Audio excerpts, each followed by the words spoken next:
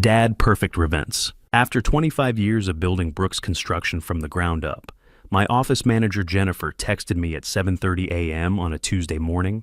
"Tyler, something's wrong with the monthly reconciliation. Can you come in early? Don't sign anything until we talk." I was sitting in my truck outside Home Depot, getting ready to pick up materials for the Riverside project, when that message changed everything. My name is Tyler Brooks. I'm 58 years old, and I thought I had my life figured out. My wife Patricia died 3 years ago from ovarian cancer, leaving me and my 32-year-old son, Mason, to run the family construction business. For the past 3 years, it's just been us two keeping everything together. Brooks Construction employed 15 people and had built half the commercial buildings in our county. Mason was my vice president and heir to everything I'd worked for. I drove straight to the office instead of Home Depot. Jennifer Stone had been our office manager for 8 years, ever since her husband died in a car accident, and I gave her a job to support her daughter Amanda. She was meticulous with the books, never missed a detail. If Jennifer said something was wrong, something was definitely wrong. She was waiting in the parking lot when I pulled up, holding a stack of bank statements. "Tyler, I've been working on the monthly reconciliation since 6 a.m., she said, her voice shaky. "I found discrepancies that don't make sense, big ones." We went inside, and she spread the paperwork across the conference table. Bank statements, withdrawal slips, signature cards. My signature was on withdrawal after withdrawal over the past 6 months. $8,000 here, $15,000 there, $25,000 for equipment purchases I didn't remember making. "Jennifer, I need you to walk me through every single transaction," I said, studying the signatures. They looked like mine, but something felt off. She pulled out her reconciliation spreadsheet. Starting in January, there have been 23 unauthorized withdrawals totaling $187,000. All have your signature. All were processed during business hours when you were usually on job sites. $187,000. My stomach dropped. That was nearly half our operating capital for the year. "Who has access to these accounts besides me?" I asked, even though I already knew the answer. "Just you and Mason," she said quietly. "And technically Carter Wilson, since he's our accountant, but he'd need your authorization." Carter Wilson, Mason's college roommate who I'd hired 2 years ago to handle our books and taxes. Nice enough guy, CPA credentials, came highly recommended by Mason.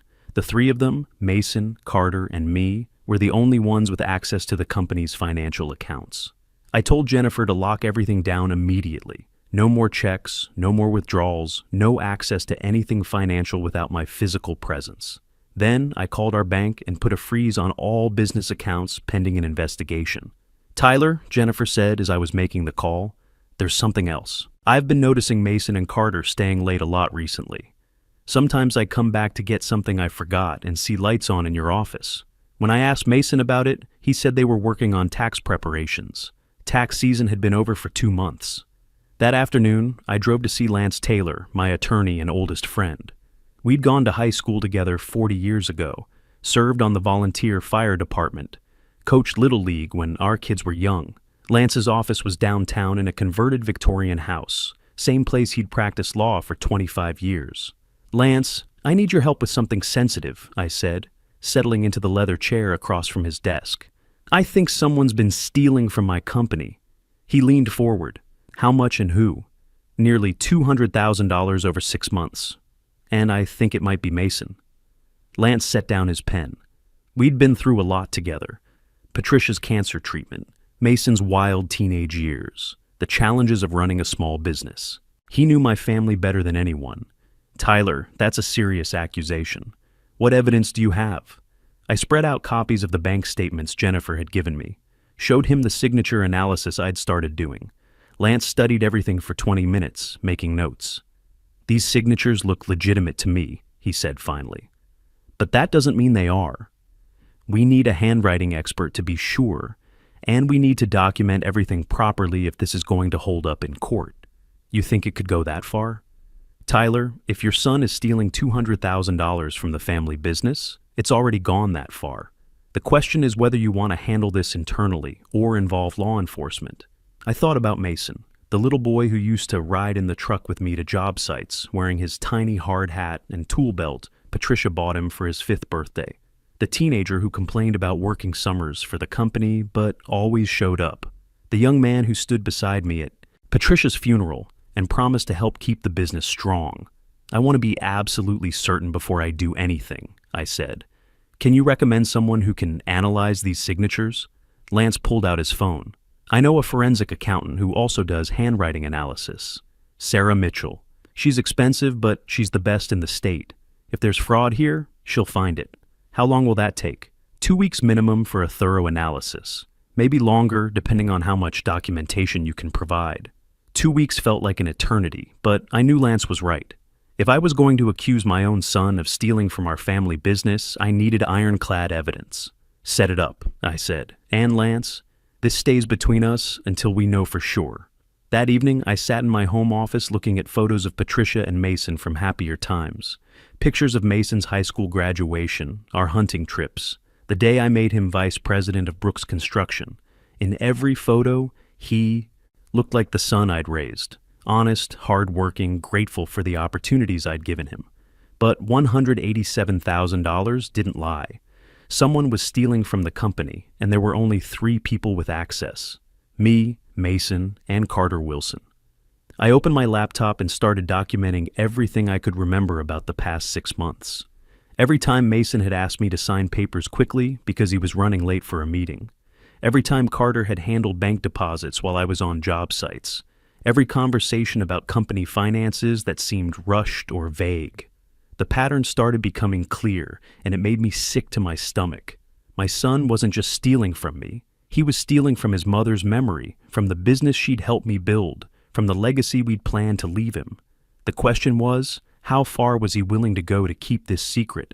2 days later, I made a decision that would change everything. I couldn't wait 2 weeks for the forensic accountant's report. I needed to know what was happening in my own office, so I installed a security camera. Not the obvious kind. I'd been in construction long enough to know how to hide things properly. I bought a small digital recorder with motion activation from an electronics store 2 towns over, paid cash, and installed it behind some old equipment manuals on the bookshelf in my office. Anyone sitting at my desk would be recorded without knowing it. Jennifer helped me set it up after hours on Thursday night. She'd been working late anyway, trying to trace more of the suspicious transactions.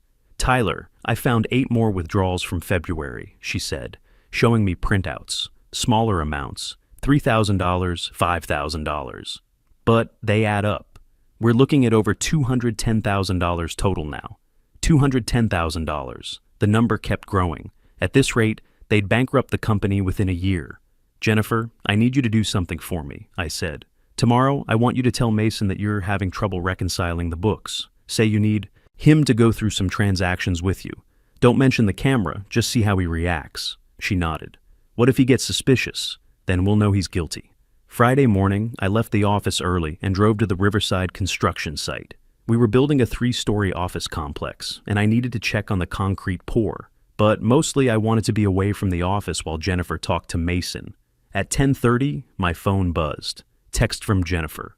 He's very nervous. Keep asking why I need to review old transactions. Says Carter handles all that stuff now, and I should talk to him instead. That was interesting. When had Carter started handling all that stuff? I'd hired him to do taxes and monthly reports, not manage daily transactions.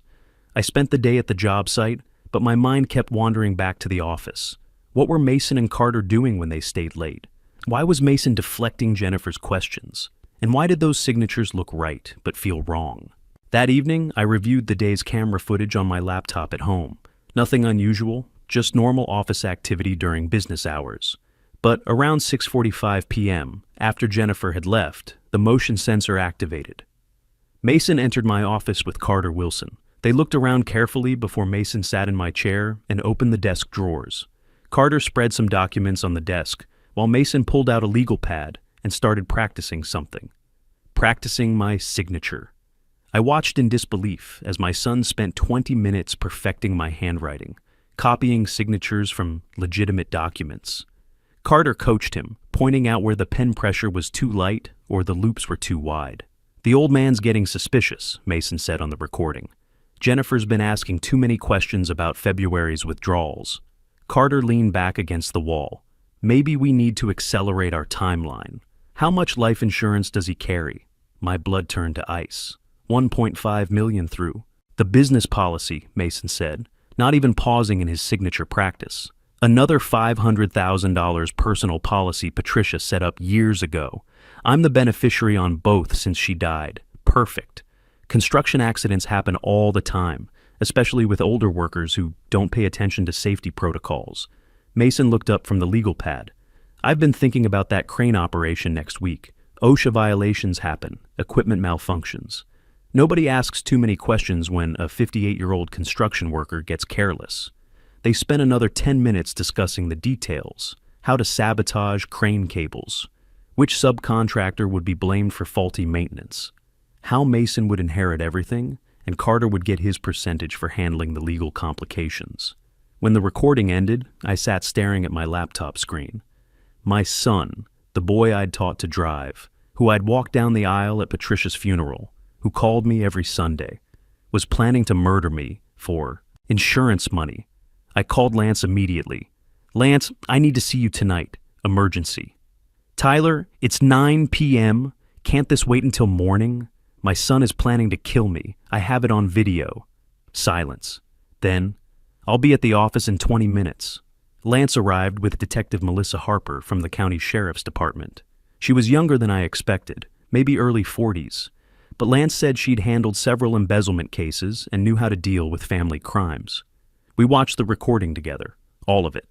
Detective Harper took notes while Lance asked questions about the insurance policies and crane operations Mason had mentioned. Mr. Brooks, this is attempted murder conspiracy, Detective Harper said when the video ended. We need to take this very seriously. But we also need more evidence if we're going to make charges stick in court. What do you mean more evidence? I asked.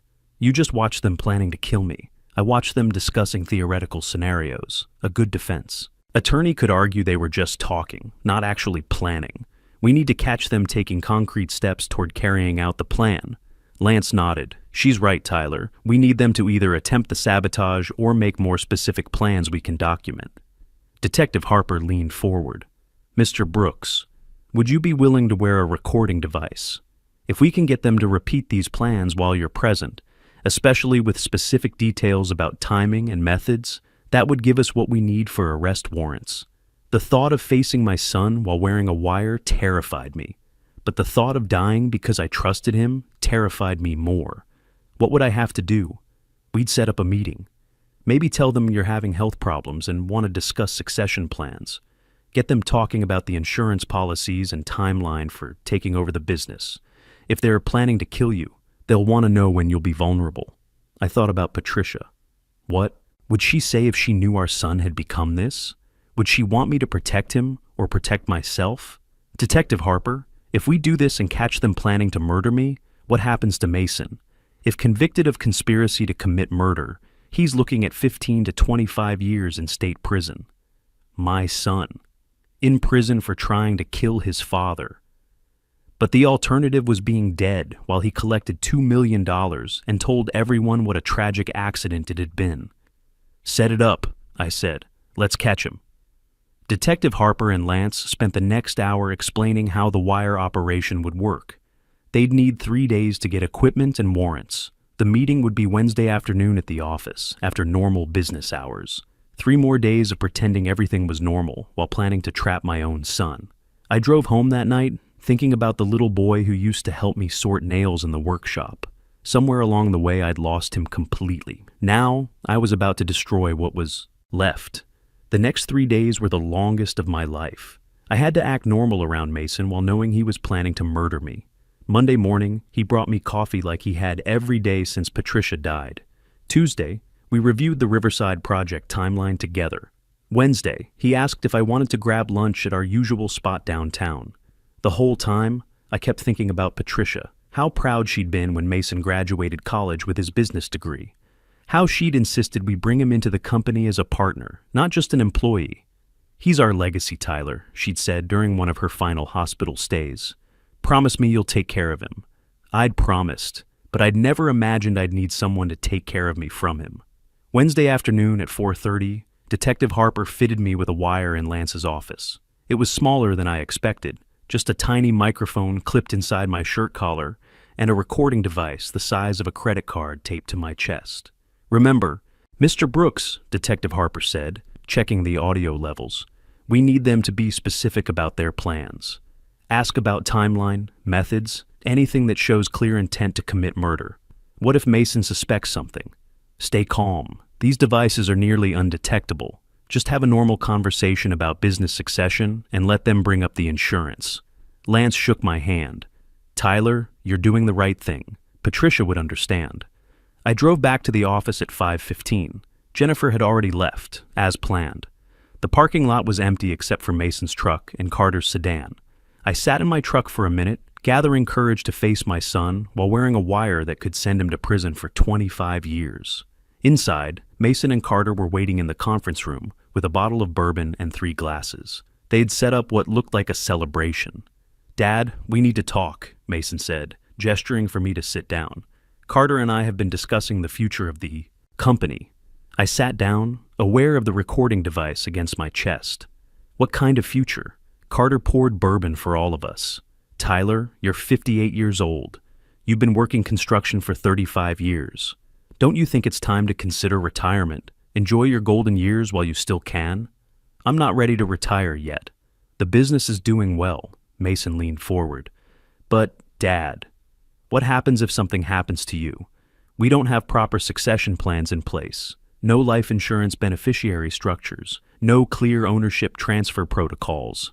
There it was. They were bringing up the insurance without me having to prompt them. "What do you mean something happens to me?" "Construction is dangerous work," Carter said, taking a sip of bourbon. "Accidents happen every day. Falls, equipment malfunctions, structural collapses. Just last month, that contractor in Portland was killed when a crane cable snapped." Mason nodded. "That's exactly what we're talking about. If something like that happened to you tomorrow, the business would be in chaos. Employees wouldn't know who's in charge. Creditors would freeze accounts. The whole thing could collapse. So, what are you suggesting?" "Proper estate planning," Carter said, pulling out a folder. "I've drawn up some documents that would make the transition seamless if anything happened to you. Mason would take over as owner and CEO. I'd handle the financial transition, and everyone would know exactly what to do." I looked through the papers. They were comprehensive.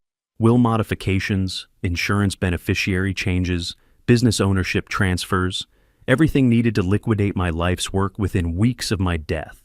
"This seems pretty detailed for general estate planning," I said. Mason's voice got quieter, more serious. "Dad, we're not just talking about general planning. The crane operation next Thursday, I've been looking at the safety reports. That equipment is old. The cables haven't been inspected in 6 months. OSHA would have a field day if they saw the maintenance logs." Carter nodded. "Which is why we need these documents signed before then, just in case something goes wrong." "What exactly do you think is going to go wrong?" Mason and Carter exchanged glances. Then Mason spoke carefully. "Dad, accidents happen when people don't follow safety protocols, when experienced workers get overconfident, when they put themselves in dangerous positions because they think they know better than the safety manual. And you think I'm going to have an accident? I think you're 58 years old and you still climb scaffolding like you're 30, Mason said. I think you inspect crane operations up close instead of staying in the safe zone. I think eventually that's going to catch up with you." Carter leaned forward. "Tyler, we're not hoping something happens to you. We're just being realistic about the risks. And if the worst case scenario occurs next Thursday during the crane operation, we want to make sure the business survives." The wire was picking up every word. They were discussing my death like it was inevitable, not accidental. But I needed them to be more specific. "Why next Thursday specifically?" I asked. Mason took a long drink of bourbon. "Because that's when we're lifting the main support beams for the 3rd floor. Heaviest lift of the whole project. Most dangerous day of construction. If someone were standing too close to the crane base when a cable snapped, the insurance would pay out immediately," Carter finished. "No investigation, no delays. Clear workplace accident with multiple witnesses. And you think I'll be standing too close to the crane base? Dad, you always supervise the big lifts personally. You stand right next to the operator to watch for problems. It's what you've done for 25 years. Carter pulled out a calculator. "With the business insurance and your personal policy, Mason would inherit $2 million in liquid assets plus ownership of a company worth at least $800,000, enough to pay off all debts, expand operations, and set up proper safety protocols so accidents like that never happen again. They had it all figured out, down to the dollar amount and the cover story. "So, you want me to sign these papers before Thursday's crane operation," I said, "just in case I have a fatal accident while supervising the lift." "Exactly," Mason said, sliding the documents across the table. "Just smart business planning, Dad. Mom would have wanted us to be prepared for everything." Hearing him invoke Patricia's memory while planning my murder made something snap inside me. My hands started shaking with rage, but I forced myself to stay calm. "I'll need to read through these more carefully before I sign anything this important," I said, gathering the papers. "Of course," Carter said. "But Dad, don't wait too long. Thursday's only tomorrow." I stood up, the weight of the recording device suddenly feeling heavier. "I'll let you know in the morning." As I walked to my truck, I could hear them talking. Inside, Mason's voice carried through the office windows. "Think he suspects anything?" Carter's response was clear. "Doesn't matter. After tomorrow, it won't be his decision anymore." I drove straight to the sheriff's department. Detective Harper was waiting with a team of officers and arrest warrants. "Did you get everything you needed?" she asked. "More than enough," I said, my voice barely steady. "They're planning to kill me tomorrow at 2 p.m. during the crane operation." "Not anymore, they're not." Thursday morning at 6 a.m., Detective Harper and 4 officers arrested Mason and Carter at their homes. I wasn't there. I couldn't watch my son get handcuffed in his driveway. Instead, I sat in Lance's office, listening to Detective Harper's radio updates. Brooks resident secure, suspect in custody. Wilson resident secure, suspect in custody. 2 sentences that ended my son's life as a free man. The evidence was overwhelming. The wire recording, the security camera footage of signature practice, the forged bank documents, the estate planning papers they had prepared. Sarah Mitchell, the forensic accountant Lance hired, confirmed that all 23 withdrawals were made with forged signatures. The handwriting analysis was conclusive. Mason and Carter were charged with conspiracy to commit murder in the first degree, embezzlement, fraud, and forgery. The DA offered them plea deals. 12 years for Mason, 8 for Carter if they admitted guilt. Both refused, claiming the recordings were taken out of context. The trial started 6 months later. I had to testify against my own son in front of a packed courtroom. Local news covered it. Construction company owner's son accused of murder. Plot. But I tried not to read the articles. Jennifer testified about discovering the missing money. Sarah Mitchell explained the signature forgeries with detailed handwriting comparisons. Detective Harper played the wire recordings for the jury. The hardest moment came when the prosecutor played the security camera, footage of Mason practicing my signature while discussing my death. I watched my son's face as the jury heard him say, "The old man's getting suspicious." He stared at the table, never looking at me. Mason's defense attorney argued that the conversations were hypothetical, that young men sometimes talk about inheriting family businesses without meaning harm, but the evidence was too specific, too detailed. The jury deliberated for 3 hours, guilty on all counts. During sentencing, the judge looked directly at Mason. "Mr. Brooks, you betrayed the most fundamental trust that exists, the bond between father and son. You stole from the man who gave you life, raised you, and trusted you with his legacy. You planned his murder for money. This court sentences you to 15 years in state prison without possibility of parole for 8 years. Carter got 10 years as an accessory, the hired crane operator they'd contacted. We found him through phone records. Got 5 years for conspiracy. I recovered $156,000 through civil court and insurance claims. The rest was lost in legal fees and Carter's gambling debts we discovered during the investigation. After the trial, I had to rebuild everything. The company, my reputation, my ability to trust people. Jennifer stayed with me through it all. I made her a partner, and we renamed the business Brooks & Stone Construction. She'd earned it by saving my life. The hardest part was facing my employees. These were men who'd worked for me for 10, 15, 20 years. They'd watched Mason grow up, attended his graduation party, called him their future boss. Now they had to process that he'd tried to murder his father for insurance money. Shane Miller, my foreman for 18 years, spoke for all of them. "Tyler, we're not going anywhere. What Mason did, that's on him. You're still the same man who gave us jobs, paid fair wages, treated us like family. That hasn't changed, but everything had changed. I couldn't walk into my office without remembering Mason. Sitting at my desk, forging my signature. Couldn't look at the Riverside project without thinking about the crane operation where I was supposed to die. Couldn't sign my name without wondering if someone was watching, planning to copy it. I started seeing a counselor, a retired construction worker turned therapist who understood the business and the betrayal. He helped me realize that Patricia wouldn't have wanted me to blame myself for Mason's choices. You raised him with good values, Dr. Martinez said during one session. You gave him opportunities, taught him the business, showed him honest work. What he chose to do with those gifts was his decision, not your failure. Slowly, I began rebuilding my relationship with the idea of legacy.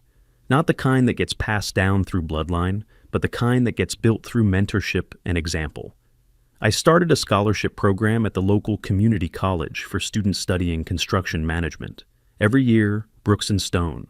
Construction sponsors 5 students who can't afford tuition. We also began an apprenticeship program, teaching young people the trades while paying them fair wages. 3 years after the trial, I have 8 apprentices working for me. Young men and women who remind me why I got into construction in the first place.